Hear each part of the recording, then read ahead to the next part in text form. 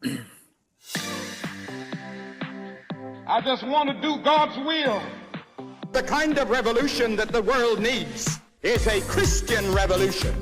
If you want a miracle, you've got to expect it to happen. You are the recipients of God's grace and God's blessings, and you rejoice in that reality.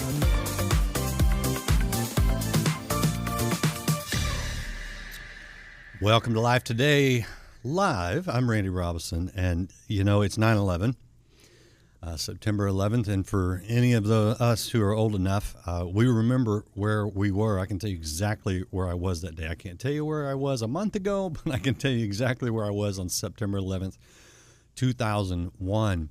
And you know, I was miles away, halfway across the country, really just an observer at that point. But for the nearly 3,000 people that died that day, their families, their friends, their neighbors, all the first responders, the people who dealt with it afterwards, the people who went to war to try to protect us from such an attack again, it changed everything, changed their lives.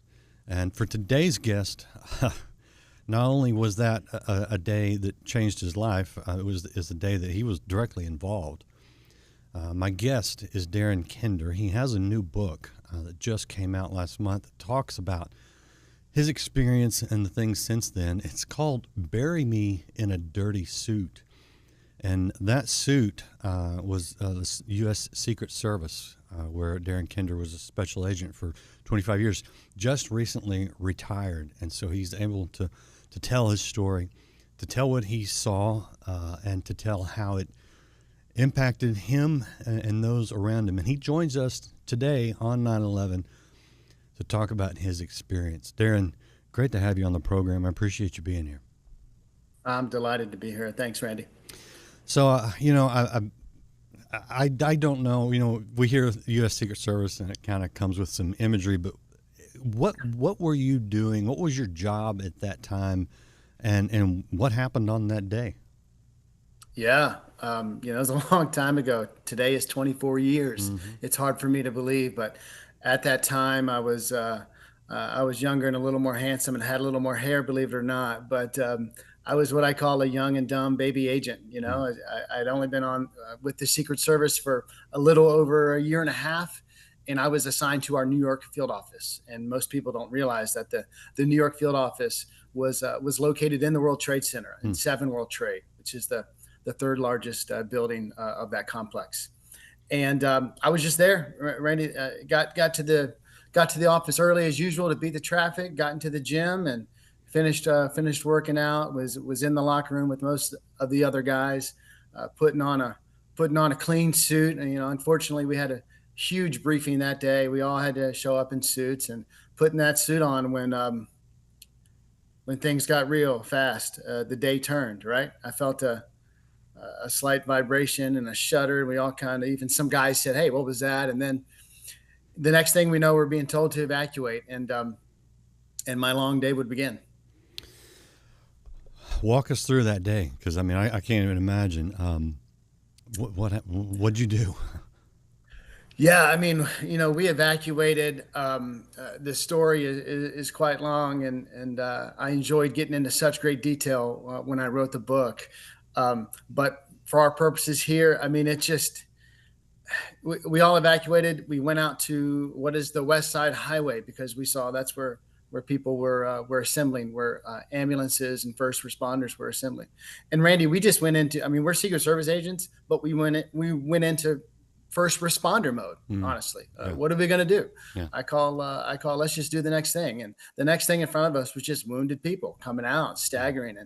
And we just started grabbing people. We had these big first aid kits that we had, and we just started take care of people, triaging them. At the time, I was wrapping this woman's really badly burned arm, and as I was doing that, just a massive explosion right over my head, and that was the second impact. The plane hit in the second tower, the South Tower, and I was 100 yards or less from the base, and at that point, from there on, it was complete chaos. Yeah. We scattered.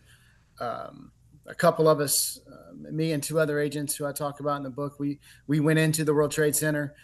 into the complex looking for people to help to get out, to evacuate. And, we ended up, wasn't very smart, but we ended up on the 30th floor or so and helping people get out. Yeah. We carried a few people down that were unable to evacuate themselves. And I got separated from them at one point, and later I left the tower. I was in Tower 1, and I was standing outside on the street just looking for more of my colleagues, and that's what I call skyfall, right? I heard this weird sound, metal on metal, just weird screeching sound, and I looked up, and just as I looked up, the top of Tower 2 buckled and started coming down, and I was in the Secret Service, we call it, I was on the X. You got to get off the X. I mean, Yeah.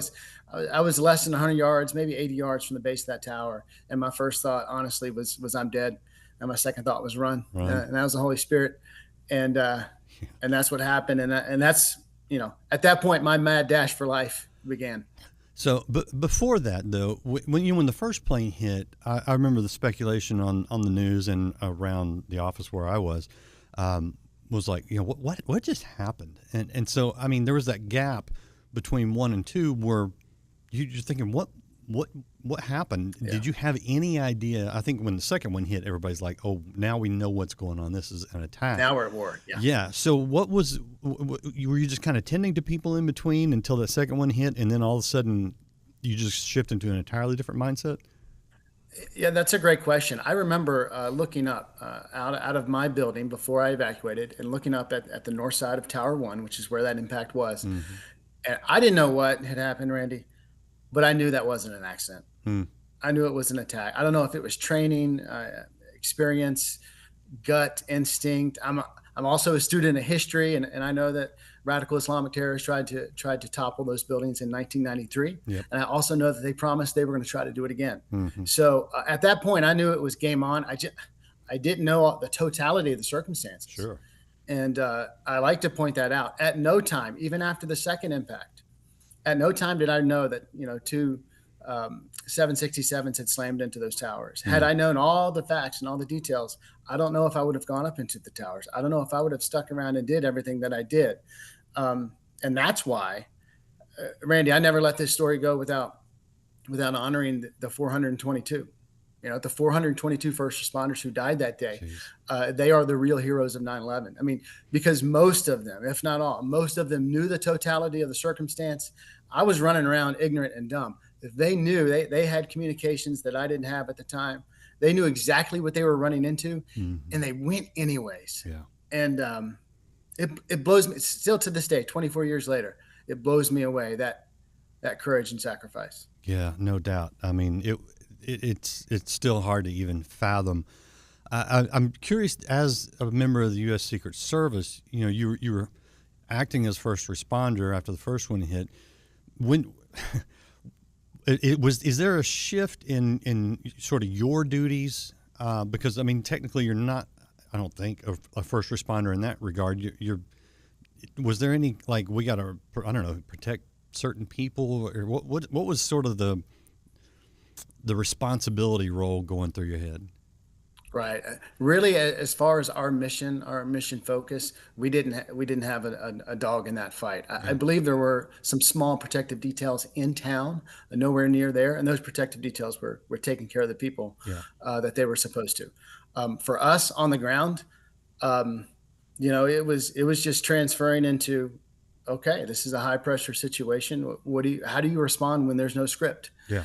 And everyone makes a choice. I like to say courage is a choice. And so really, honestly, Randy, after the second collapse, me and the three other agents that I was with, we took, there was one fire truck that we found in the intersection of Church and Bessie Street. And it was largely not damaged. Everything else was destroyed or on fire. And all the firefighters were gone. The initial respondent, the 343 that we lost that day, they were all gone, and it would take time for all the other firefighters from other parts of the city to make their way in. It was chaos. So we just took that fire truck and figured out how to hook up the hose and four Secret Service agents. I call this just doing the next thing as a team, right? Four Secret Service agents commandeered this fire truck, and we just got water running through the hose, and we became this amateur hour 4-man firefighting team. And our goal was just to dominate that intersection because everything was on fire. And we just started putting out car fires one at a time. Again, that is way outside of our training. Yeah. That's way outside of our area of expertise. But when the stakes are high and there's no script, sometimes you just got to do the next thing in front of you, knock it down, and then see what pops up next. You know, it's interesting that you mentioned the four of you guys there, and these were your guys, as you say, as you put them. I mean, they're right there. That's a picture of a lifelong lesson, a teamwork, guys working together, not having a script, but just doing as you say, the next thing and the right thing. Because I mean, it would have been. I wouldn't blame anybody for saying, you know, when I saw that plane or when that building fell, I got out. I mean, you know, fight or flight. Absolutely. But there's what was it? I mean, if you even know, but when you look back on that moment where you guys commandeered a fire truck and just started trying to stave the damage and the attack, I mean, what did you take away from that, if anything in particular? The spiritual applications are there, right? And they're obvious. And I talk about this all in my book. I mean, my first actions was I climbed the North Tower with two of my guys. And I say my guys just because all the agents I worked with that day were men. I worked with a lot of awesome female Secret Service agents over the years. Sure. But I got separated from those two. That's in the story. And then after the two collapses, I met up with these other three and we started firefighting. And every time in between, and this is the point I like to make to people, especially men, every time I was alone, I was unsettled, I was unsure, maybe even timid. But every time I found my guys and I was standing shoulder to shoulder, I mean, it was what we call a force multiplier, right? It was, and that's where men work best, when we're shoulder to shoulder. We can sit around the table and talk to each other, and that's great, that's good. But we work best shoulder to shoulder. And every time I was with my guys, you know, we were having a greater impact. Their skills and abilities. I mean, it just so happened that one of those four guys used to be a volunteer firefighter in high school. And he's the one who said, I bet I could figure out that hose. And he did, right?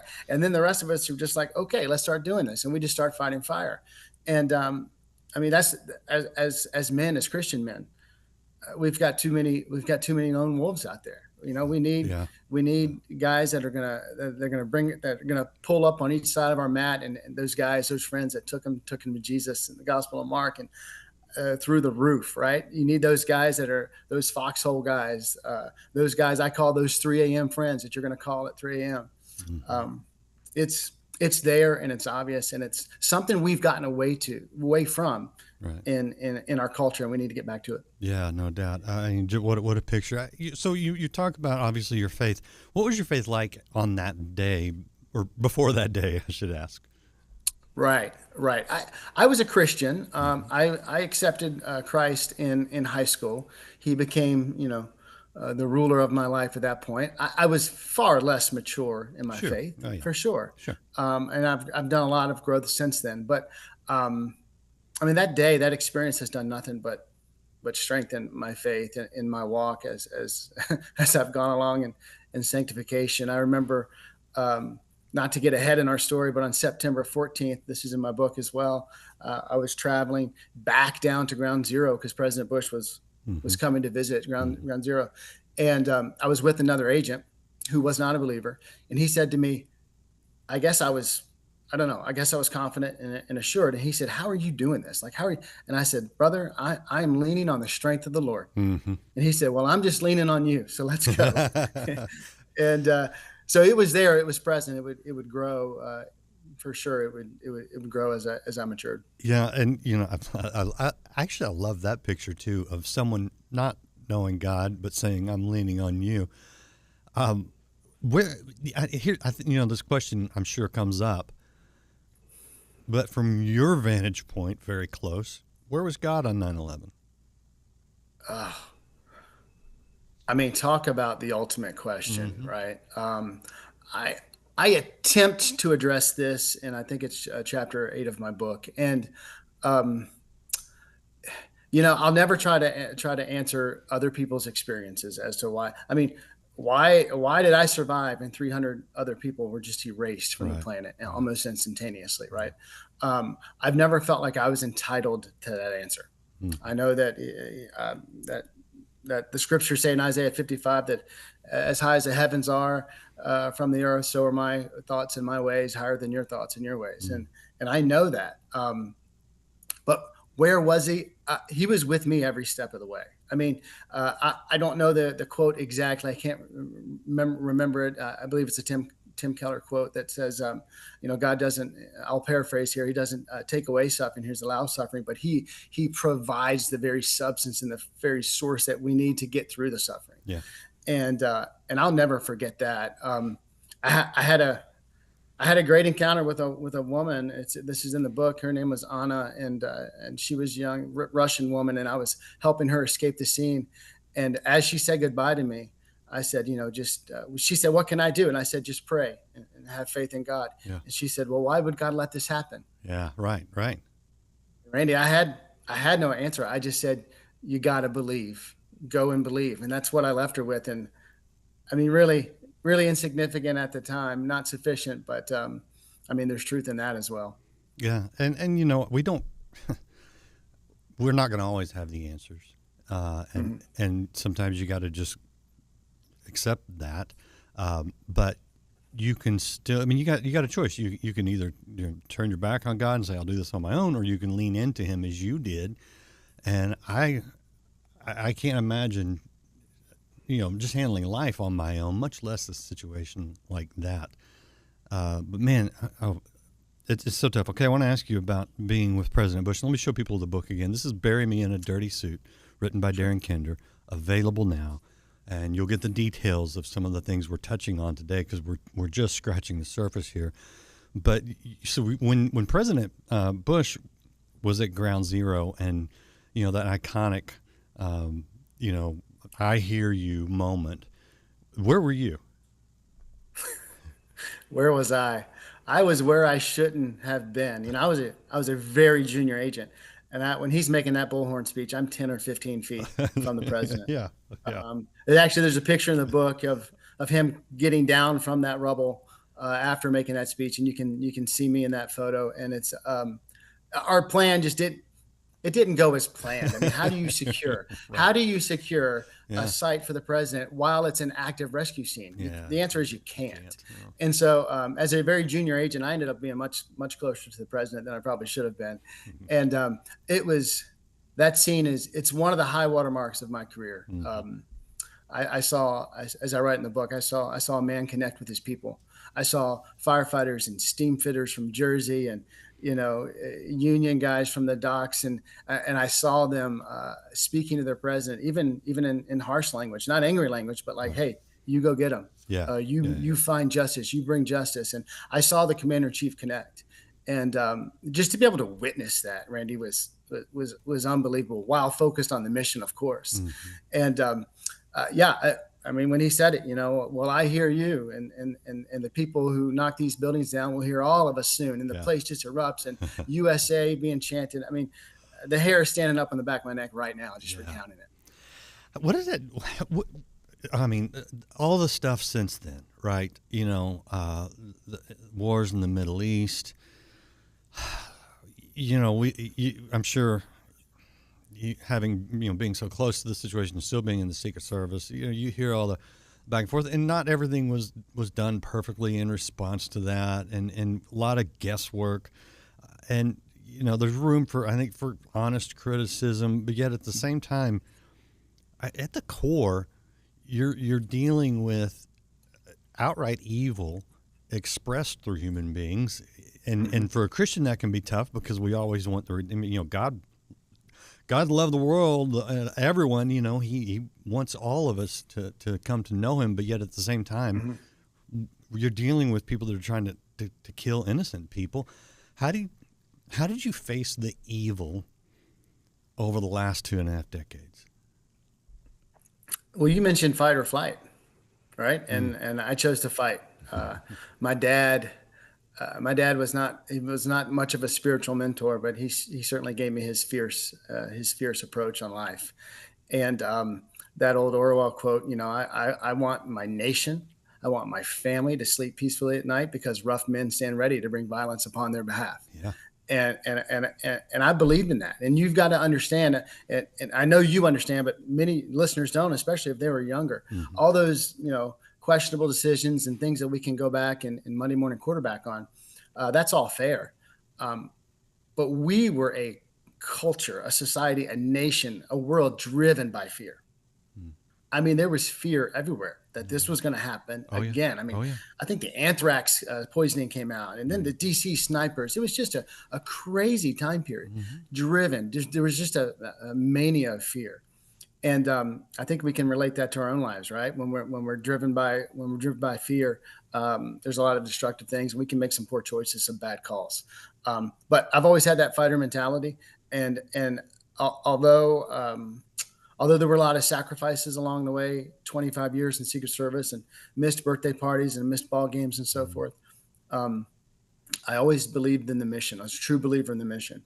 And we were not going to let that happen again in some capacity. I spent a couple of 2.5 years on the later in my career on the New York Joint Terrorism Task Force. I mean, you talk about being in the fight. That was an awesome experience because we were taking the intel and we were bringing to the fight to the enemy overseas and domestically. And so I've looked for avenues to do that. And it hardened us. It hardened all of us to keep going. And it's not for everyone. I get that.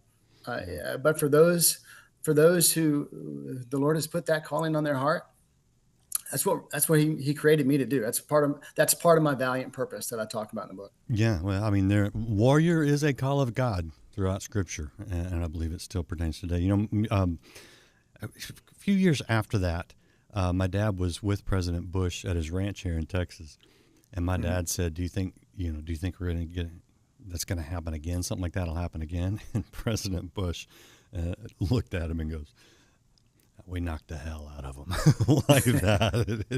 And I always remember that because, as a young guy myself, you think about that. I worked in a 60-story building in Oklahoma at the time. Of course, we'd had the Murrah bombing 6 years prior to that, so it was on our minds. And I wasn't going back in that building that day, and we stayed away for a little while. And there's an airport; you could see an airport across the river from that. But so yeah, you're right. There was a lot of uncertainty and a lot of fear. And man, if you're not a believer, I don't know how you get through those times, but you mentioned a word fierce, and I want to show people your website. This is fierce-faith.com. It's Darin Kinder's website, where he encourages other people, both in the church and in the secular world, to fight the good fight, as it says right there.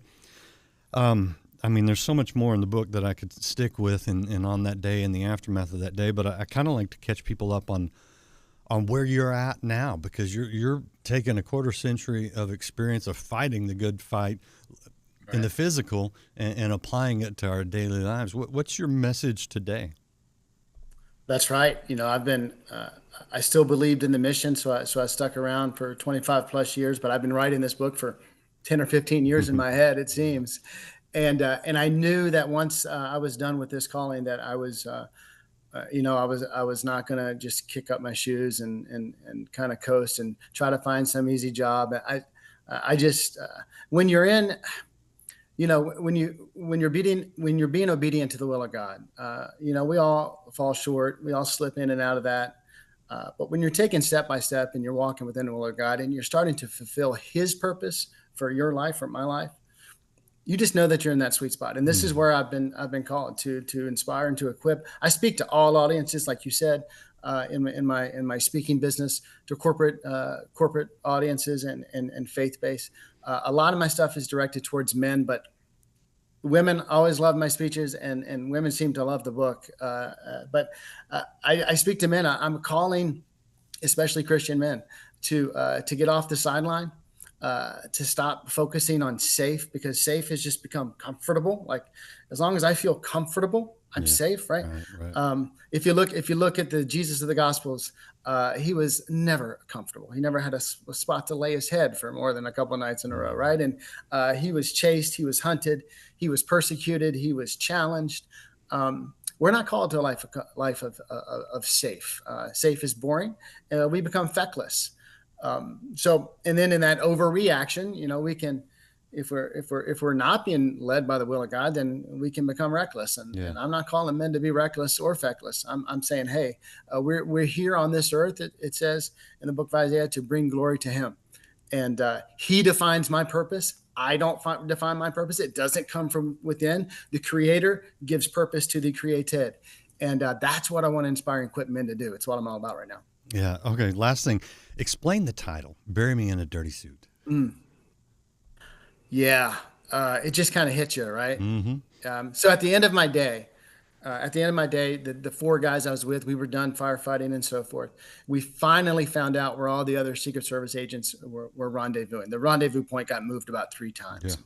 We finally found out they were about 30 or 40 blocks north at this one particular place. So we drove up there, we rendezvoused. We walk into this large room right off the Hudson River. And there was a large group of agents, and they looked just like I did. I mean, we were beaten, we were bloodied. I mean, my pants were 3 or 4 inches shorter, Randy, because they kept catching fire all day. My shoes were malformed because they were melted. And we were just, minor injuries, cuts and scrapes. And a lot of guys looked like that. And then, honestly, I looked across the room and I saw another group of colleagues, and they were in clean suits. And it was just so stark. And I don't say that to bludgeon anyone or not. I say that just simply to give you this illustration. The next day on September 14th, I'm sitting on my sofa in Hoboken, New Jersey. I'm crying, I'm praying, I'm trying to figure out what is going on and what am I going to do with my life. And I made a promise to God in my prayer. And I said, Lord, you should have taken me yesterday at least twice. I don't know why, but I must be here for a reason. For your purpose, what are my marching orders? What's my mission? And I said, I want to spend the rest of my days getting my suit dirty to bring you glory. And I'll just remember, Randy, I closed that prayer. It just rolled off my lips. I said, Lord, when you take me out of this world and into the next, bury me in a dirty suit. And it's kind of become the rallying cry of my life. And it's motivated me as I've navigated my professional career and now my second career.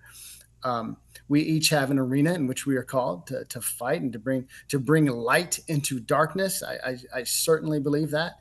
And you have different skills and abilities than me. And I just want men to join together, join those abilities, those skills, and work together, shoulder to shoulder. Like we said earlier, find your guys and start doing the good work. Start bringing the light into the darkness. And that's called getting your suit dirty. Bury me in a dirty suit. That's where it came from. Love it. I love it. Wow. Thank you for your service, obviously. Thank you for your time today. And thank you for standing up for the faith and for good and the light in this world. I don't know where we'd be without men like you. So I appreciate you. Well, thank you. That means a lot. Thank you, Randy. Appreciate all you guys out there watching. Hit that share button. Other people need to hear this story. And pick up Bury Me in a Dirty Suit. Now you know what it means. It'll mean a lot more as you turn the pages. Appreciate you guys being here today. If you haven't liked, followed, or subscribed Life Today TV, please do that. We'll see you again next time here on Life Today Live.